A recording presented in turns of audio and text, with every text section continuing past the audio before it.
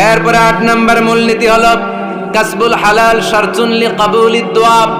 আমরা বলি হুজুর আমার দোয়া কবুল হয় না, কিন্তু দোয়া কবুলের সবচাইতে বড় শর্ত হলো হালাল ইনকাম, ঠিক কি না? হালাল উপার্জন ছাড়া যদি দোয়া করেন কবুল হবে? হারাম কিছু খেয়ে যদি আপনার দেহটারে বর্ধনশীল করেন, এই দেহ জান্নাতে ঢুকবে? লা ইয়াদখুলুল জান্নাতা জাসাদুন গুযিয়া বিল হারাম। হারাম দিয়ে বর্ধিষ্ণু যে দেহ, এই দেহ কোনোদিন আল্লাহর জান্নাতে ঢুকবে না। চিল্লায় বলেন ঠিক কি না? ইন্নাল্লাহা তাইয়্যিব লা ইয়াকবালু ইল্লা তাইয়্যিবা। আল্লাহ পবিত্র, আল্লাহ পবিত্র ছাড়া কোনো কিছু গ্রহণ করে না।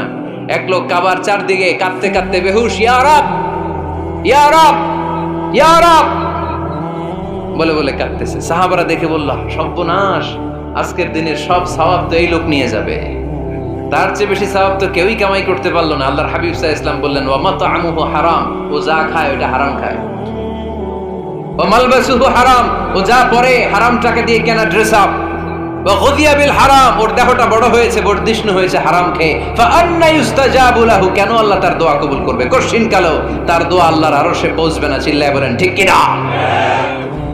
এজন্য দোয়া যদি আল্লাহর কাছে মাকবুল করতে চান, আপনার দোয়া যদি আল্লাহর আরশ পর্যন্ত পৌঁছাতে চান, হালাল খাওয়ার দরকার আছে না নাই?